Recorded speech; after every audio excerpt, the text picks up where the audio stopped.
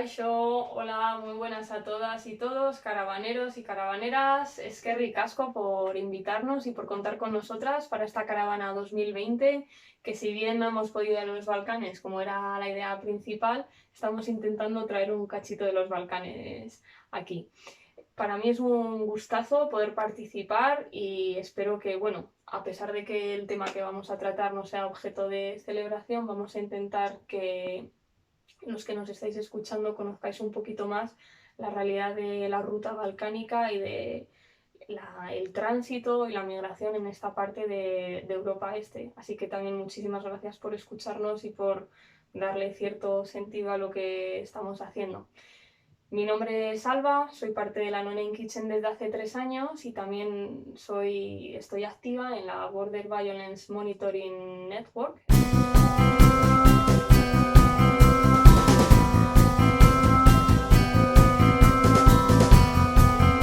Es una red de la que forma parte No Name Kitchen y de hecho fue cofundadora. Y lo que tratamos de hacer es documentar las violaciones de derechos humanos en frontera. En el caso de los Balcanes, sobre todo nos centramos en lo que llamamos pushbacks, igual se me escapa esta palabra, pero vamos a entenderlo como devoluciones en caliente. Y lo que hacemos es, a partir del contacto con los chavales, con la gente que está en tránsito, con las relaciones que creamos de confianza y de apoyo mutuo con organizaciones como No Name Kitchen, a través de este apoyo conseguimos crear una confianza que nos permite conocer más los detalles y las experiencias de esta gente. Por desgracia, muchas de esas experiencias son historias de devoluciones en caliente, de violencia, de rechazo y todo lo que ello conlleva, que es la violación de derechos humanos y de una serie de derechos y de normas que voy a especificar un poquito más adelante.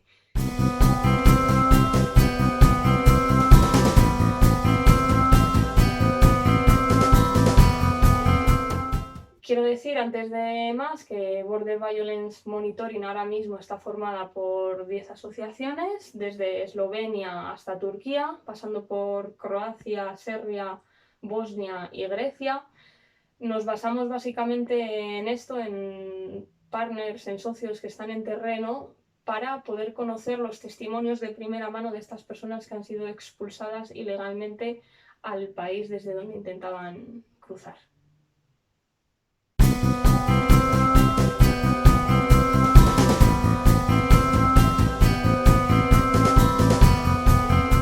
Estos testimonios que recogemos uno a uno van formando una base de datos de la que más de 800 informes aseguran haber sido devueltos en frontera. Esto implica que no son prácticas de una mala fortuna o eventuales malos comportamientos de determinados policías, sino que son prácticas sistemáticas que violan los derechos humanos, y no solo eso como si fuera un abstracto, sino que hay una serie de tratados internacionales, como por ejemplo la piedra angular de la protección internacional, que sería la Convención sobre el Estatuto de Refugiados de 1951 y su protocolo, con todos los países firmantes. Son también parte de las legislaciones nacionales de los Estados miembros las directivas europeas que hablan sobre los derechos de las personas que piden asilo. Si queréis más información sobre esto, lo podemos dejar, o podéis preguntar o podéis buscar por vosotros mismos, ¿vale? Pero no me voy a extender en esto. Simplemente quiero dejar constancia de que lo que estos más de 800 informes reflejan es una continuidad en unas prácticas que están destruyendo, violentando y torturando a gente en nuestras fronteras.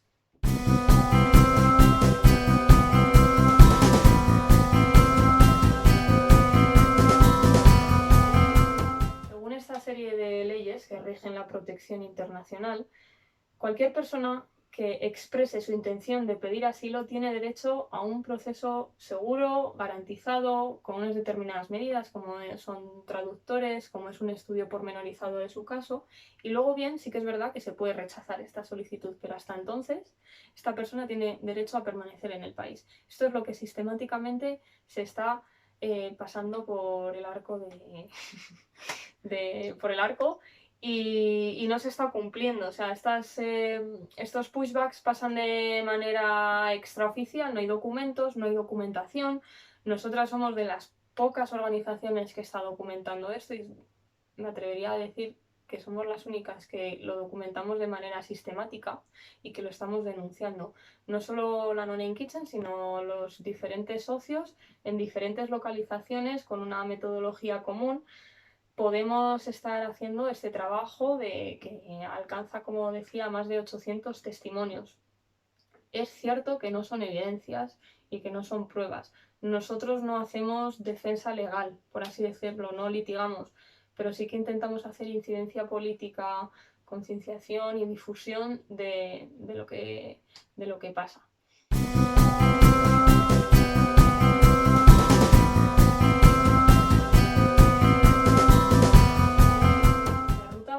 Se popularizó en 2016 y creo que sonarán a todos las imágenes de ríos de gente pasando por vías del tren, las imágenes que llegaban de Ailán, la periodista poniendo la zancadilla. Esto, por ejemplo, pasó en Hungría. Y cuando hubo este pico de llegadas, que se calcula que fue como 1 millón de personas, entonces Hungría sí que legalizó estos pushbacks para devolver a la gente en Serbia.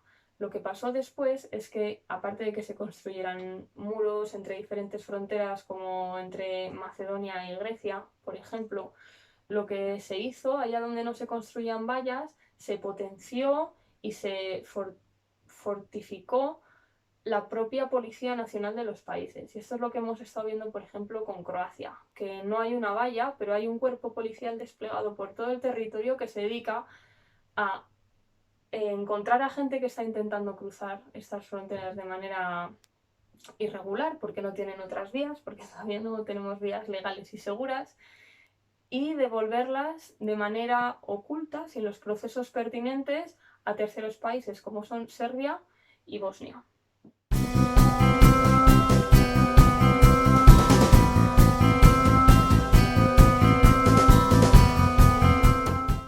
La ruta balcánica se considera que va desde Grecia y de lo que se trata es de que la gente intenta llegar hasta países de Europa Central, pasando por los países balcánicos.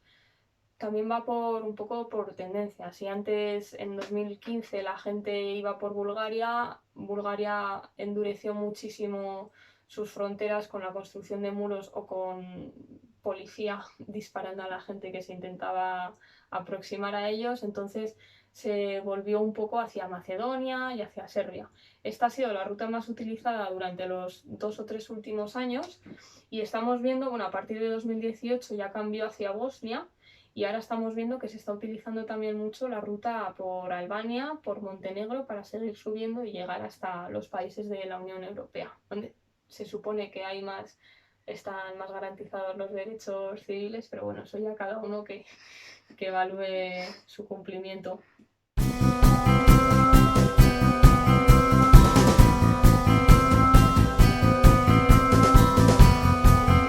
No son prácticas que pasen en un solo país, sino lo que nos hace encender la alarma es que lo que está pasando, lo que primero legaliza Hungría, luego pasa en Croacia. No solo Croacia, sino que también Italia, Eslovenia y Croacia se ponen de acuerdo para que gente que llega a Italia sea de vuelta a Eslovenia, de Eslovenia a Croacia y de Croacia a Serbia o a Bosnia, según tengan a bien el policía de turno. Esto es lo que documentamos desde Bosnia y Serbia, pero también desde Grecia especialmente nos llegan muchísimos testimonios de gente que viene desde Macedonia. Durante el periodo del coronavirus que estuvo atizando y se cerraron las fronteras y tal, tuvimos muchísimos testimonios de gente que venía deportada ilegalmente de vuelta desde los campos de Serbia. Esto es algo que ya pasó en 2016 cuando había una sobrecarga de los campos. Decidieron pues simplemente ir cogiendo a gente y devolverla a Macedonia. Y luego desde Macedonia también les volvían a pillar y llegaban a Tesalónica y llegan a Grecia. También tenemos un montón de casos de gente que desde Grecia es devuelta a Turquía. Sabemos que esto pasa en el medio terrestre, que pasa en la región del Ebro, que es donde está la frontera greco-turca, pero también pasa en el mar Egeo y cada vez más y más. Es muy preocupante cómo se está perfeccionando incluso esta metodología y cómo se está poniendo tan en riesgo y sobre todo se están vulnerando los derechos de estas personas, que luego encima no tienen ningún método, no hay un mecanismo por el que una persona pueda quejarse y reivindicar unas ciertas contrapartes o reparación, etcétera. Estos mecanismos no existen, por lo tanto, creemos que hay dos cosas muy graves. Por un lado, la vulneración de los derechos y por otro lado, la imposibilidad de reclamar que estos derechos se cumplan por parte de las propias personas que están en tránsito. Hello, we are refugees from Morocco and Algeria. Look, police where they put us in the border between Kosovo and Macedonia. We was good in the camp. At morning they come and say you must out from this camp. You will going to another camp. We find us in the border. We have all proof. We were before in the camp. I have khartiya. I have ID card from Tutin. Look, from Tutin. And now I don't know. We don't have food, we don't have charge, we don't have water. Police, they bring us 6 hours or 7 hours at road. This is down, we don't know what we do. He doesn't can wake up. Maria, it's the boss of the camp. Shasa, it's police. They do this, they planning for us. Look, this from Iran. And all, Algeria and Morocco. I'm scared, I'm from Morocco, I'm scared. Lo que acabáis de ver es un vídeo de una devolución de unos chicos que estaban en un campo en Serbia con su papel y su cartilla y todo. Fueron devueltos a Macedonia y desde Macedonia también fueron expulsados a Grecia, por supuesto sin ningún procedimiento y ninguna garantía legal. Lo que viene pasando más o menos en estos pushbacks es que la policía les pilla cuando están intentando, pues eso, oye, cruzar de un país a otro, generalmente pues del sur hacia el norte, y les pillan y luego depende, hay ciertos patrones que se repiten. Pueden llevarles a comisarías, pueden llevarles a centros de detención, pueden meterles directamente en una furgoneta y expulsarles. Pero lo que suele pasar es que utilizan métodos, digamos, me atrevería a decir de tortura.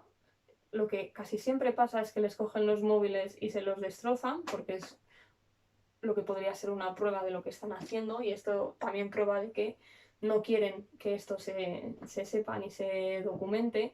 Hay veces que utilizan electroshocks, hay veces que les dan patadas, que les dan palizas, casi siempre utilizan el insulto y la humillación verbal, utilizan todo tipo de técnicas que se van usando más o menos. Supongo que habréis visto vídeos de gente desnuda en la frontera de Grecia con Turquía, pero es que esto también lo vemos en la frontera de Croacia con Serbia, donde les desnudan en pleno invierno y les dejan en un río para que crucen al otro lado en Bosnia.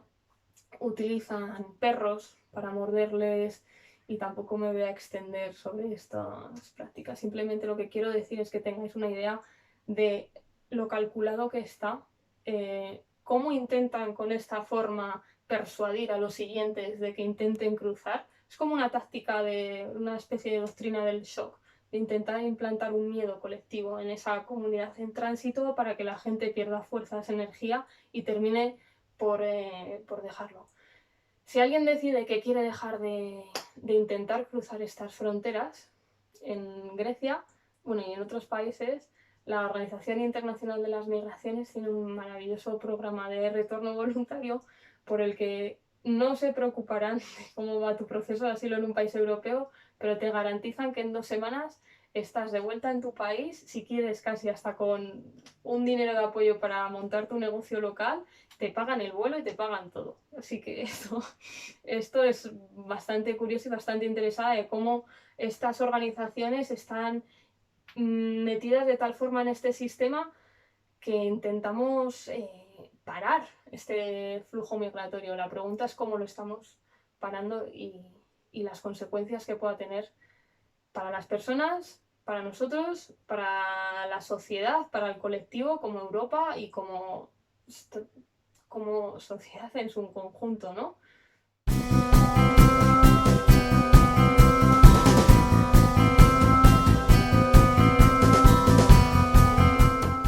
como sabéis, Frontex es la Agencia Europea de Fronteras, es un organismo público europeo que debería estar regido por las normas de la Unión Europea.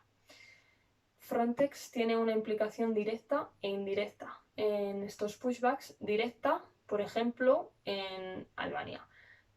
Albania es el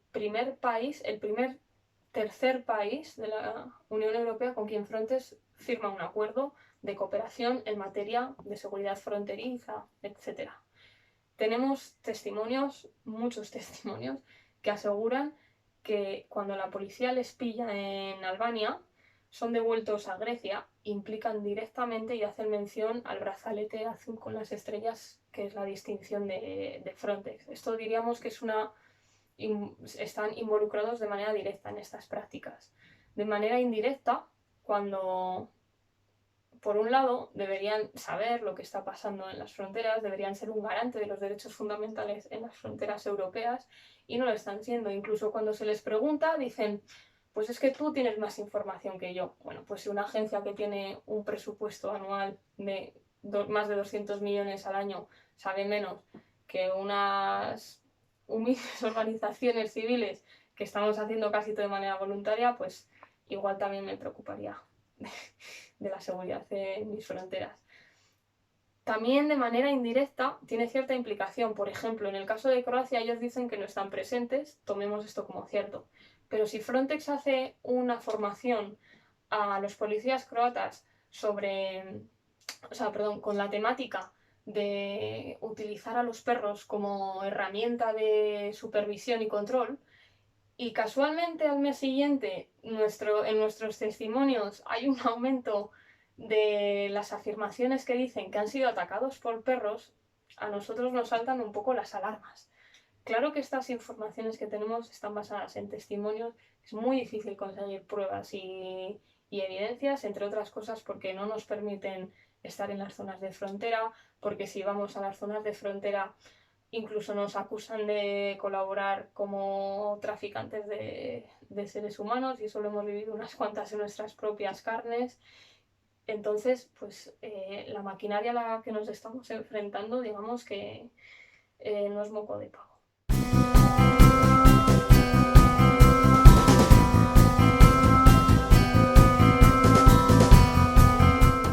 Antes de concluir, sí que me gustaría dar unas pinceladas sobre el efecto que han tenido las restricciones y el estado de excepcionalidad debido al COVID.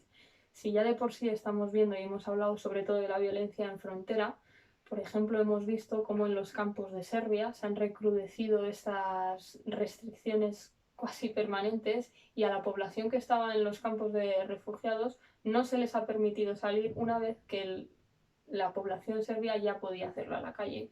Esto se ha asegurado incluso con militares en los campos para que esta gente no pudiera salir. Otra de las cosas llamativas que hemos visto por este COVID ha sido en Grecia, cómo la policía iba a los campos de refugiados a coger a gente que estaba, pues igual no en el mismo campo porque están llenísimos y tiene que estar la gente con las tiendas de campaña afuera.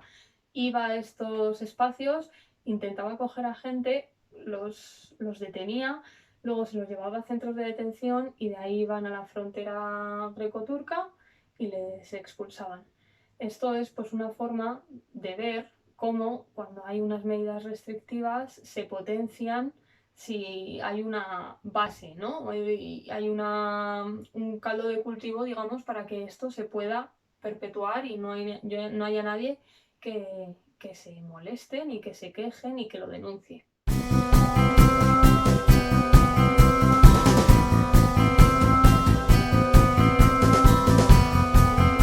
Una de las cuestiones que quiero remarcar son los paralelismos que estamos viendo en toda la ruta. Como lo que está pasando en Croacia es lo mismo que pasa en Grecia desde el 2012. Como las técnicas, los métodos son muy parecidos y nos hacen creer que hay indicios de que hay ciertos patrones. Por un lado, el oscurantismo con la que pasan estas prácticas. Por otro lado, los métodos de tortura que utilizan son muy similares en un sitio y en otro, y el patrón sigue unos pasos bastante bien marcados.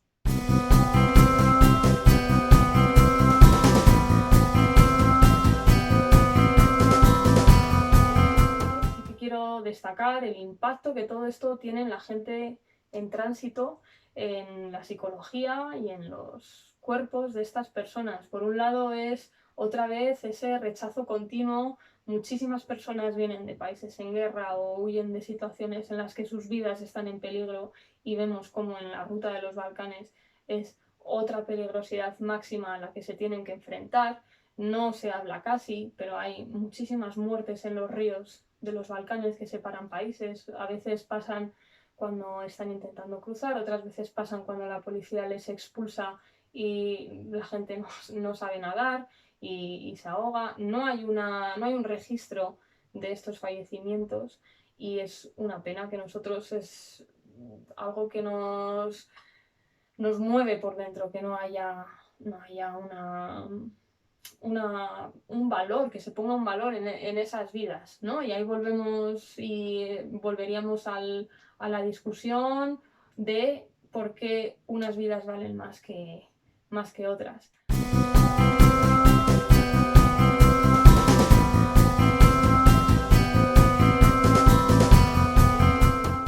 Otra de los últimos apuntes que quiero dar es la criminalización que las personas que estamos denunciando y documentando esto sufrimos. Al final es lo menos importante. Dentro de la criminalización que las personas en tránsito están sufriendo día sí día también, pero creemos que es importante, y creemos que es también importante destacarlo y decir lo que está pasando, porque esto es un indicio también de esas malas prácticas y de este contexto que lo permite y que incluso ataca a quienes intentan o intentamos transformar esto. Como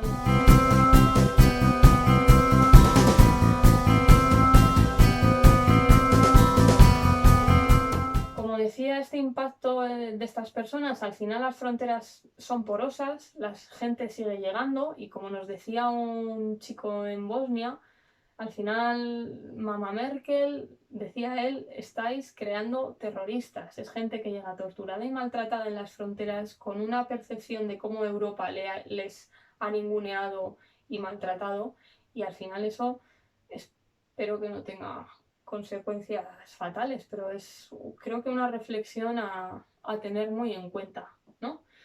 Dicho lo cual, no me quiero enrollar más de lo que ya lo he hecho. Quiero de verdad daros las gracias por haberme escuchado. De verdad, otra vez a Caravana, y especialmente eskerrik asko a Ongi Etorri por seguir ahí a pie de cañón y querer hacer llegar esto. Os animo a que, si tenéis dudas o preguntas, o sea, os ha quedado algo en el tintero, bichéis la página de Border Violence Monitoring, donde podéis encontrar informes mensuales, informes especiales sobre tortura o sobre casos especiales de diferentes países, y seguir animando a que nos movilicemos para transformar esto y no permitirlo, porque al final estamos construyendo Europa en unos límites y en unas fronteras que, si bien marca lo que está dentro de estos, pues es una marca, desde luego, de violencia, de horror y de crueldad.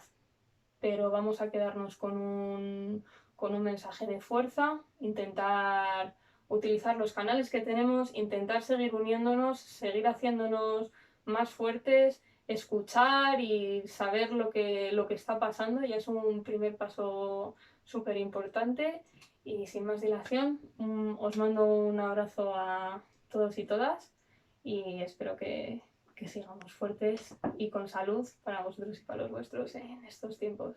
Adiós.